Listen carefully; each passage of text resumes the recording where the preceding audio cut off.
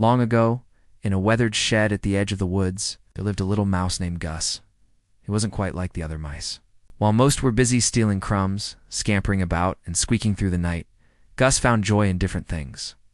Sure, he loved to nibble on food and curl up for naps, but above all else, Gus adored creating. With his tiny paws, he stitched small blankets out of scraps. He knitted cozy scarves from leftover threads of wool. He mended holes in pockets and hems, always ready with a needle and thread. If something was torn, Gus's careful hands could make it whole again. Of course, Gus wasn't alone. His two closest companions were Pip and Nib. Pip was quick and sharp, always darting from place to place with clever ideas. Nib was smaller and timid, but his sharp little teeth could chew through nearly anything. Together, the three were inseparable friends. But Gus had someone else he cherished even more, a human friend named Cinderella. Cinderella no longer lived in the fine rooms of her family's home. After her father passed away, her stepmother and stepsisters claimed everything, leaving her to stay in a shabby little shack outside. Each day she worked endlessly. She swept floors until her hands ached. She scrubbed heavy pots until they gleamed. She hauled buckets of water, her dresses often tearing under the strain. Yet, no matter how hard life became, Cinderella never raised her voice or let bitterness grow in her heart. She remained gentle and kind. She would share stories with Gus about faraway places, mountains that touched the heavens, oceans sparkling like treasures, and dazzling cities filled with lights. Gus would sit wide-eyed, whiskers twitching, listening to every word. And whenever her dress tore, he was there, stitching the fabric neatly back together.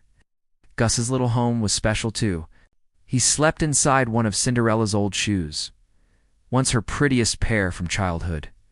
Though she no longer wore it, Gus polished it, filled it with soft padding, and kept it spotless. To him, it was the coziest bed in all the world.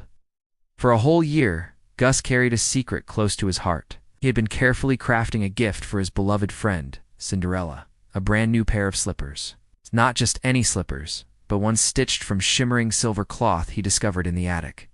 He lined them with tiny pearls that had once fallen from a broken necklace, and each seam glistened with golden thread that sparkled in the light.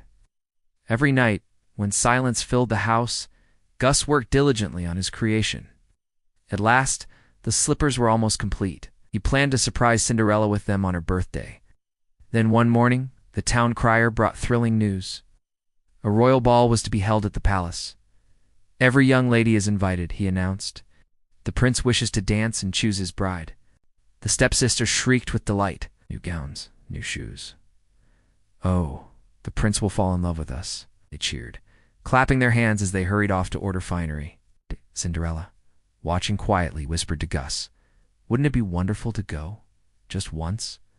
Gus's whiskers twitched with excitement. He scampered to his secret hiding spot and proudly revealed the slippers he had been making. "For you," he squeaked. Cinderella's breath caught. "Oh, Gus, they're beautiful. It's the most exquisite slippers I've ever seen.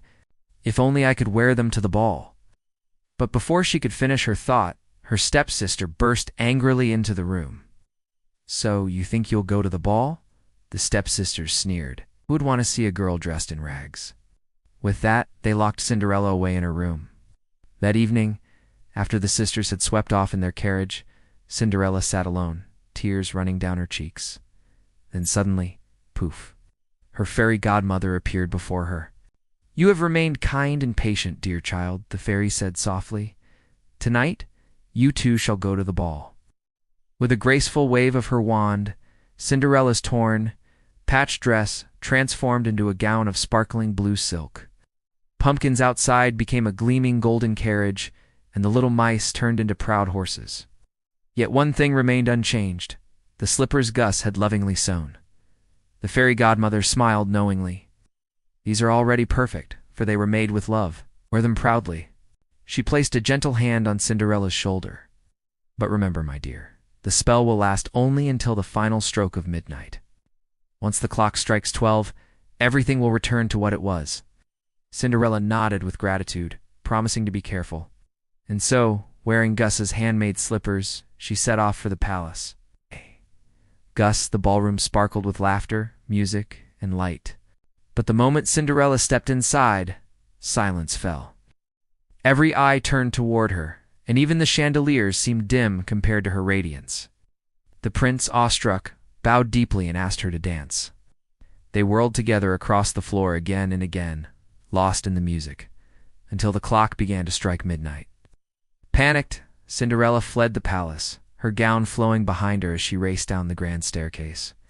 In her hurry, one of Gus's precious slippers slipped from her foot. The prince picked it up carefully, holding it as though it were the rarest treasure. "I will find her," he vowed. "I will find the one who wore this slipper." By morning, the prince and his attendants traveled door to door. "Every young lady must try the slipper," they proclaimed. "Whomever it fits shall become the prince's bride." At last, they reached the house where Cinderella lived. Her stepsisters shoved forward eagerly. Me first, they cried. But no matter how they pushed and forced, their feet could not fit. From the shadows, Gus overheard them whispering, "Don't let the girl from the shack out. She'll ruin everything." Gus scurried to Pip and Nib. "We must help her," he squeaked. Without wasting a moment, the three mice dashed to Cinderella's room. They tugged and pulled until they dragged the matching slipper from under her bed and carried it together between their tiny teeth. "Pip, Nib, come back!" Cinderella called, chasing them down the hall. Meanwhile, the prince asked firmly, "Are there no other young ladies here?" The stepsisters opened their mouths to lie. But just then, Gus and his friends burst into the hall with the slipper. Cinderella, breathless from running after them, stumbled in right behind. The prince's face lit up. "It's you," he whispered, astonished. Kneeling, he held out the slipper. "May I?" Blushing, Cinderella nodded. He slipped the shoe onto her foot, and it fit as though it had been made for her, because of course it had. The very next day, the kingdom celebrated the grandest wedding anyone had ever seen. Cinderella became the prince's bride, and Gus, Pip, and Nib had the finest seats in the palace. After the ceremony, Cinderella bent down and whispered, "Thank you, my dear friend." "None of this would have been possible without you," Gus squeaked joyfully, his whiskers twitching with pride. One of the royal tailors noticed the little mouse. "Why, the stitching on the princess's slippers is the most exquisite I've ever laid eyes on," he said. "Would you like to be my assistant?" From that day forward, Gus worked happily alongside the palace tailor. He nibbled away stray threads, fetched spools of silk, and added flawless stitches where no one else could reach. The gowns and suits he helped craft became the most admired in the kingdom. Yet no matter how busy he became, Gus always saved time for his best friend. Each evening, once the needles were set aside, Cinderella would sit by the window with Gus curled on her lap.